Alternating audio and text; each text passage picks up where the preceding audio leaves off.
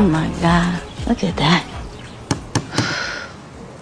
Ladies? Oh yes, I was about to overheat. If that ain't a gift from God, woof, I don't know what is. I think I'm gonna need another one. I think you're gonna need a hose. Oh, Lord have mercy, he's coming down a ladder.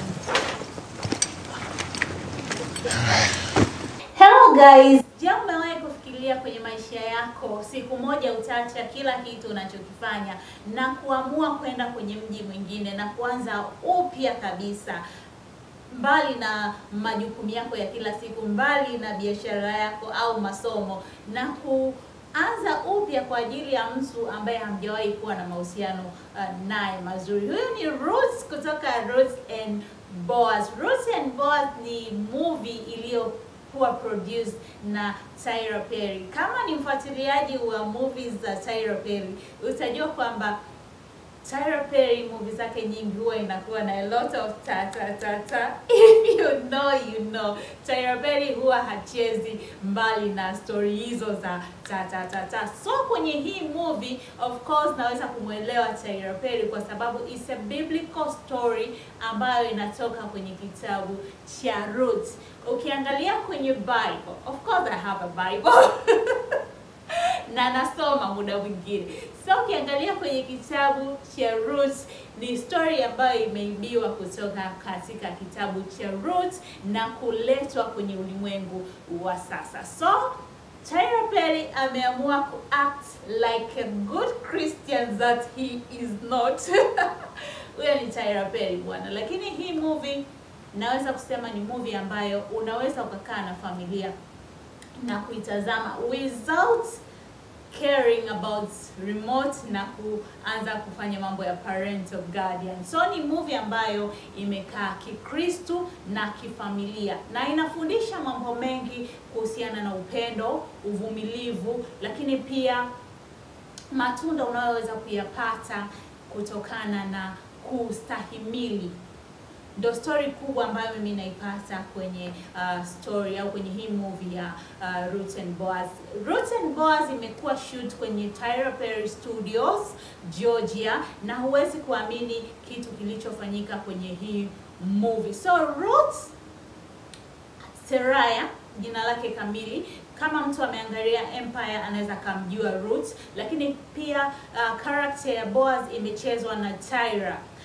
Kuna huyu kaka anaitwa Tyra, very smart, very good looking, lakini pia na character ya Naomi imechezwa na Felicia Rashad. Hawa watu watatu wote kutoka kwa Seraya, Tyler na Felicia wameitendea haki au wamezitendea haki character zao, na kulikuwa kuna connection kubwa kati ya hawa characters watatu. Ukiacha mbali characters ambazo ni supporting actors au actress, lakini hawa watatu wameconnect in a way kwamba unafurahia movie kuiangalia from the start to finish. So Roots and Boaz inajenga kwenye masuala ya kiimani, uvumilivu na mapenzi. Kumbuka story ya Roots and Boaz imeanza kwa Roots ambaye alikuwa ni mwanamuziki kutoka Atlanta, na alikuwa ni mwanamuziki ambaye yuko kwenye kundi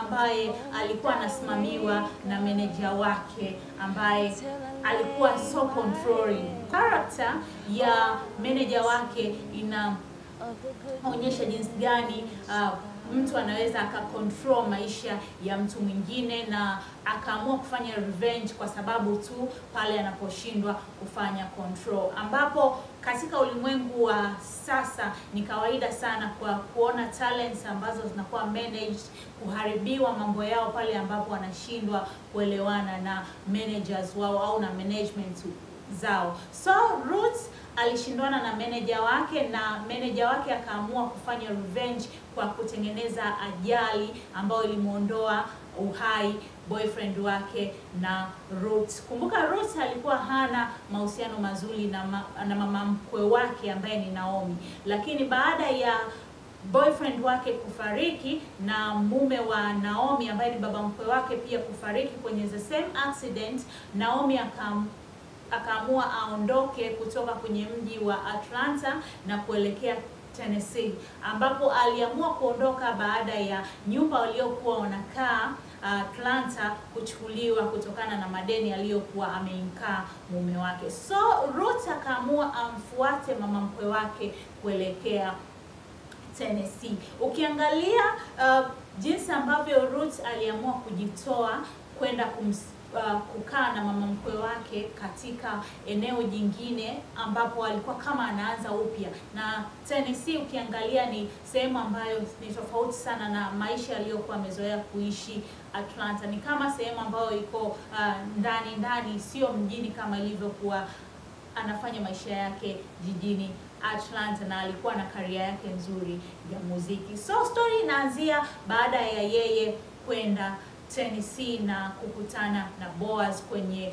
vineyard. Vineyard ilikuwa ni shamba la mizabibu ambapo wana develop pia wine au wanatengeneza wine kwa ajili ya biashara. So Ruth alikutana na Boaz kwenye hayo mazingira, na character ya Boaz kama ambavyo nimesema imechezwa na Tyler Lepley, na huyu Tyler nimesema anawakilisha gentlemen wengi ambao wana roho ya Mungu. Sababu nimesema hii movie nzima imejengwa kwenye imani. So alikuwa ni mpole, mkarimu na mtu mwenye upendo, ambao upendo huo alimuonyesha Ruth tangu mara ya kwanza wanampokea kwenye vineyard. So Ruth and Boaz wakadevelop ukaribu na kuna mahusiano yalizaliwa between Ruth and Boaz. So nachotaka kusema kwamba Ruth and Boaz ni a movie worth watching kwa sababu inakujenga kwenye masuala ya upendo, uvumilivu, ustahimilivu na imani kwa ujumla. So kama hujaangalia Ruth and Boaz, naweza kushauri uende tunaweza tukaangalia kipande kidogo kutoka kwenye movie ya Ruth and Boaz. Let me tell you a love story. I got a job. The House of Azra Winery. A friend of mine owned that winery. He had a son. No one has ever done anything this beautiful for me. It's nice seeing this side of you.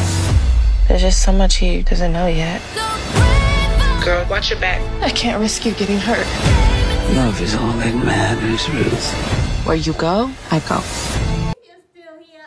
Let's unpack together. So cha kwanza story ya Ruth and Boaz.